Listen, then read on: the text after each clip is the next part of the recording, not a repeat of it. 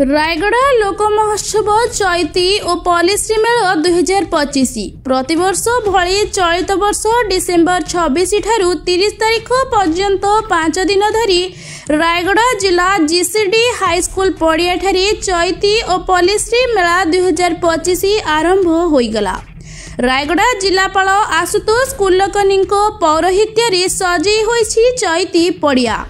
शुक्रवार अपराह्न माँ मझीघरियाणी मंदिर में पूजा अर्चना पर कलश यात्रा चैती मशाल नहीं श्रद्धा श्रीक्षेत्र रायगड़ा श्री जगन्नाथ मंदिर आज्ञामाल और चतुर्धा मूर्ति को नहीं चैती मंडप जाई पारंपरिक वाद्य डंगरिया और लांजिया सौरा परजा भली आदिम आदिवासी नृत्य ढेमसा स्थानीय कलाकार वृंदक नृत्य डीजे और संकीर्तन रे ताले ताले विराट शोभायात्रा बाहरी जीसीडी चैती पड़िया पहुंची थिले।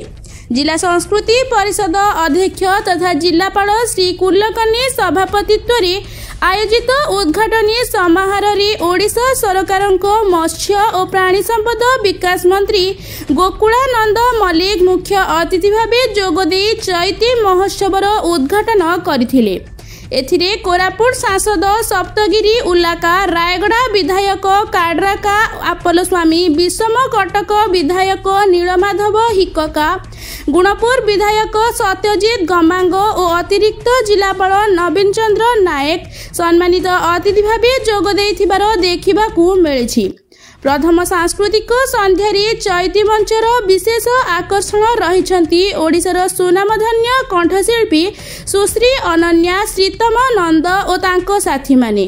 संगीत नृत्य सांस्कृतिक कार्यक्रम परिवेषण करा जायथिला। विभिन्न प्रतियोगिता रे कृति हासिल करिथिबा छात्र छात्री माननकू पुरस्कार वितरण करा जायथिला। अतिथि माननकू उतारी और फोटोचित्र देई संबर्धित करा जायथिला। आरंभ हो गलानी आमे माँ मझीघरियाणी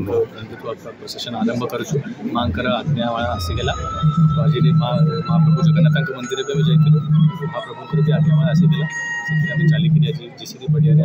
प्रतिष्ठित थे महाप्रभु सुभद्रा और बलभद्र महादेव आमर माँ मझीघरियाणी भी प्रतिष्ठा है मशाल ये प्रतिष्ठित है तो ये सबू पूजा होकर आज पल्लीश्री मेला आउ चैती 2025 आरंभ हो जाए।